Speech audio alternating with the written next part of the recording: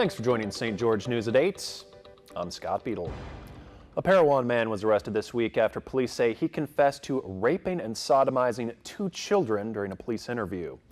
Parowan police say Robert Randall Titensor is facing 1 count of rape, 3 counts of sodomy on a 7-year-old male and an 8-year-old girl.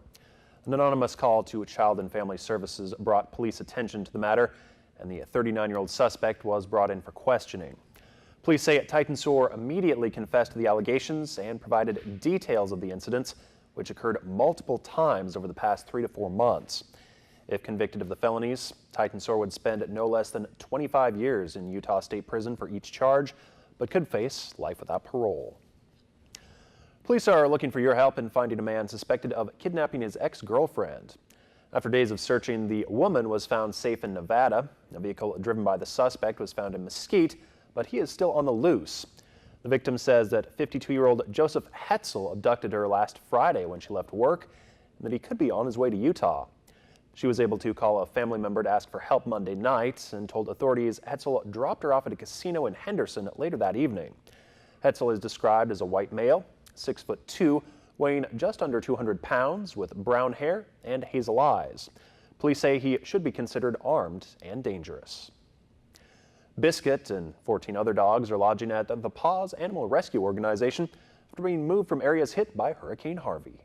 So all of the animals that were in shelters before the hurricane hit needed to get out of the shelters to make room for the animals that were displaced during the hurricane. The people down there started reaching out to all the rescues, and of course we wanted to take as many as we could, so we talked to our volunteers and everyone was more than willing to step up, take extra shifts, foster dogs. So we sent our vans down there and got 15 dogs and 2 cats. We sent our regular Paws van that we usually transport all the animals in, and then we took a rental van. We sent 4 volunteers, so 2 in one van and 2 in another. All the ones that were displaced and have been separated from their owners have a place to go, and people can go reunite with their dogs.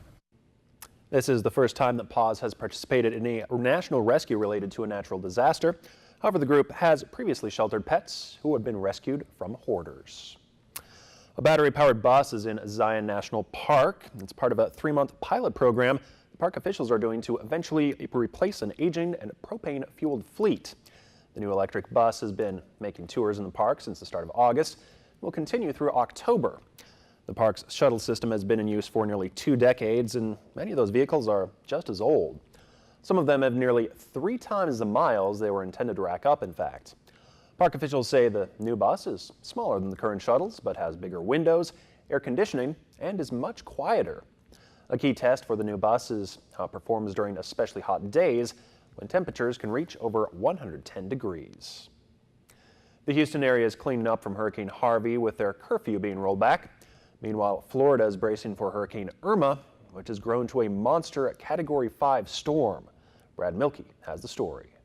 Hurricane Irma is now a dangerous Category 5 storm and the most powerful seen in the Atlantic in over a decade. It's bearing down on Puerto Rico and could potentially hit Florida later this week. In the Keys, visitors are under a mandatory evacuation order starting at sunrise Wednesday. This hurricane is far too powerful, poses far too great a threat for us to delay actions any longer. With the devastation from Hurricane Harvey still fresh in people's minds, residents in Florida are preparing for the worst.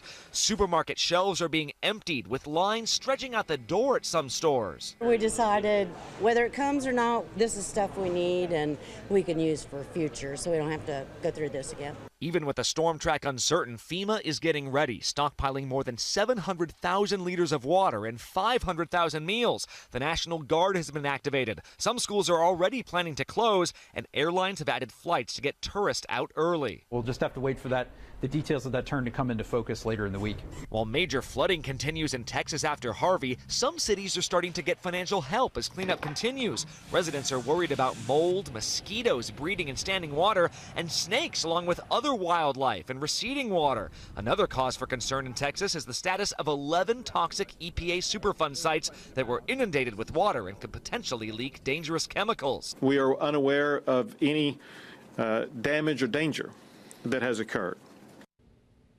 Governor Abbott is telling Congress not to forget about the area, saying the storm recovery needs a Texas-sized response. Chief Meteorologist Chris Summers has your forecast coming up after this.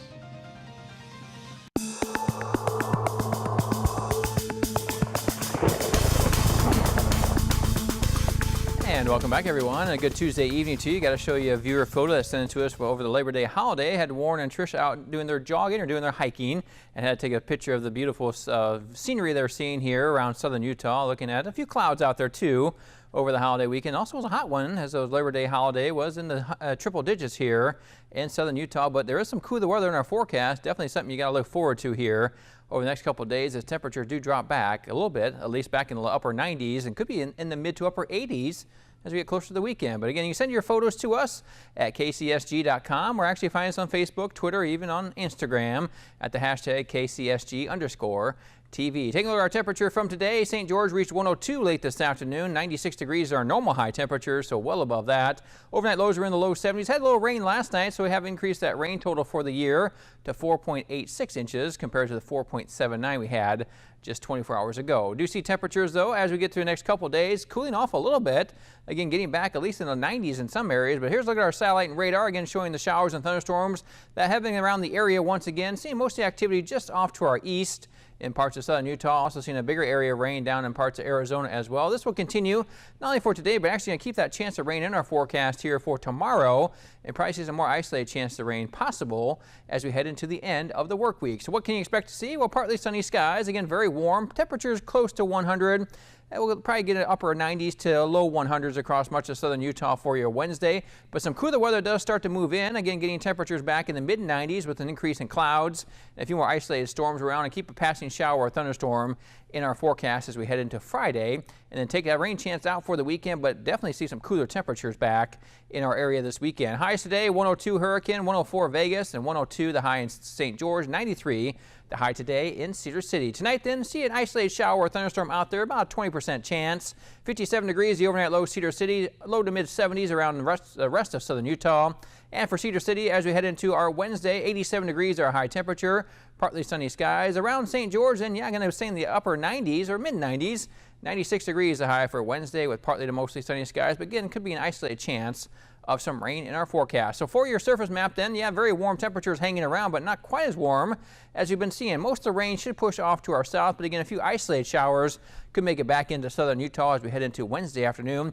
And keep that chance of rain around for Thursday as well. For your Wednesday, 87 the high temperature Cedar City, 88 Enterprise with partly sunny skies. Again, isolated chance of some rain in the forecast. For St. George then, 96, could still be 101 down in Mesquite. Again, still pretty warm out there with partly to mostly sunny skies, south winds at 10 to 15 miles per hour. And Cedar City forecast for the next 7 days. Look at that, 80s for Thursday. Another chance of rain maybe by Friday. And then the weekend, upper 70s in Cedar City. A cool down, that's for sure. Some fall weather in our forecast. And then eventually back into the mid 80s by early next week. But here in St. George, going to see some cooler temperatures too. That chance of rain for your Friday, 91 the high Friday. But look at Saturday, 84. Our high temperature Saturday afternoon. That is a taste of fall for sure. And then getting back into low to mid 90s, maybe upper 90s. By early next week, but hard to believe we're seeing temperatures quite a big contrast there as we get closer to the weekend. But best time to do it is on the weekend. It looks like we'll have some very nice temperatures for Cedar City and St. George on Saturday. Drop into the 80s sounds nice, doesn't it? We definitely, one day, we'll take it for the one day, but definitely looking like some very nice weather for the weekend. All right, thanks, Chris. Coming up, another weather forecaster. Just don't make this one grumpy.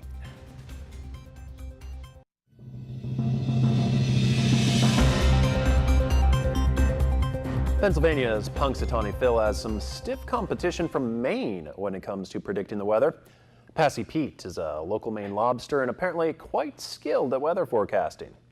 Each September, he has plucked from the water a scroll, one for winter or one for summer.